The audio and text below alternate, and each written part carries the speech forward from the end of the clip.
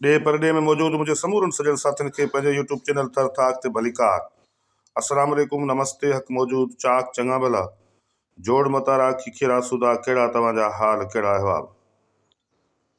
सिंध पाकिस्तान जे ज़िले थरपाकर जे हेडक्वार्टर वारे शहर मिठी, चेलार, छाछरो, कांटियो, नंगर पार्कर, डीपलो, इस्लामकोट, कारूंजर, कजलासर, नेणीसर खां कासबे ताईं ऐं उतां खां उमरकोट ज़िले जे बॉर्डर वारे इलाइक़े खां खोखरापार रेलवे स्टेशन ऐं रेलवे ट्रैक खां थींदे वासलबाद, जालूचूरो, पर्ची स्टेशन, न्यू छोर, छोर, सोमरासर, हासीसर, साडर, ढोरो नारो, पिथोरो, हीरलो, उमरकोट, नबीसर, नोटे खां थींदे समूरे कस में वसंदड़ मारोड़नि ऐं ढाटीड़नि खे भलीकार, अस्सलाम वालेकुम, हक़ मौजूद, तोड़े लीके जो हुन पार, बाड़मेर, जैसलमेर, बीकानेर, जोधपुर, रण कच्छ, कच्छ भुज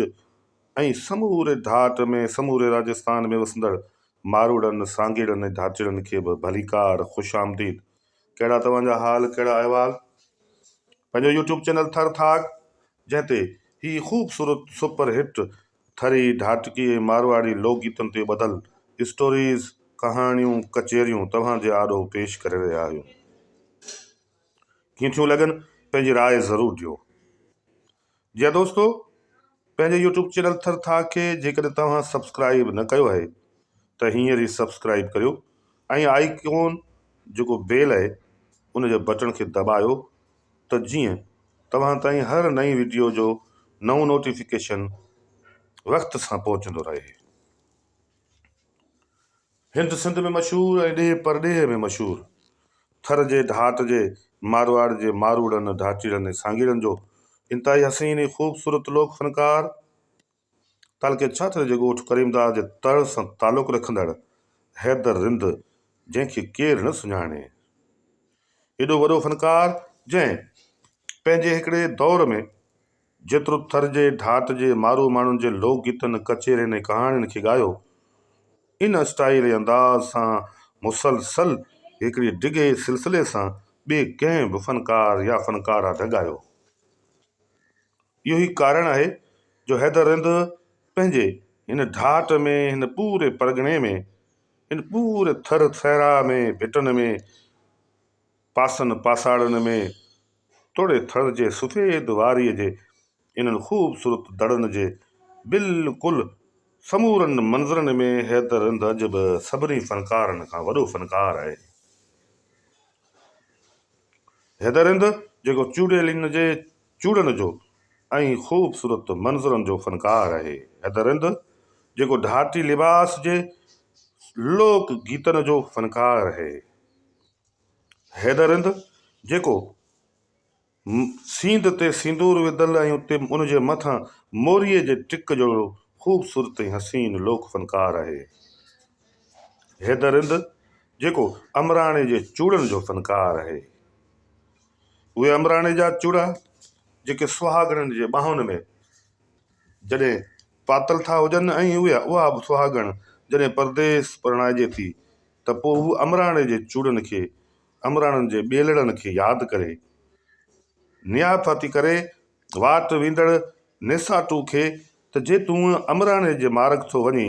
त मुंहिंजे लाइ अमराणे जा चूड़ा ज़रूरु वठी अचिजा। ऐं इन अमराणे जे चूड़नि ते थर जो, ढाट जो, राजस्थान जो,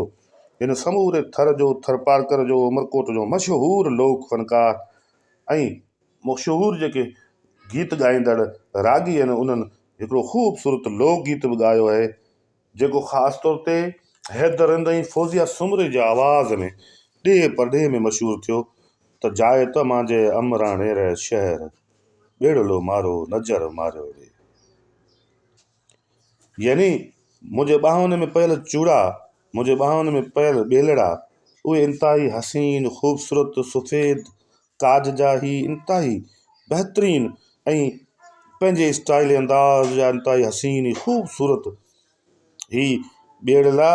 जेके घाघर पटी घेर ते ऐं थर जे कल्चरल हिस्टोरिकल लिबास ते जॾहिं पाए ऐं थर जे ढाट जे मार्गनि ते, रोड रस्तनि ते ऐं पटन पासाड़नि में हली आहियां त इहे नज़रजी विया आहिनि। इन्हनि खे नज़र लॻी वई आहे तंहिंजे करे जे तूं वञी थो ए उछड़ले वारा माण्हू, ए नेसातू मुसाफ़िर ए मुंहिंजा पंहिंजा, त पोइ अमराणे जे शहर जो चकर हणिजांइ। अमराणे जे बाज़ार में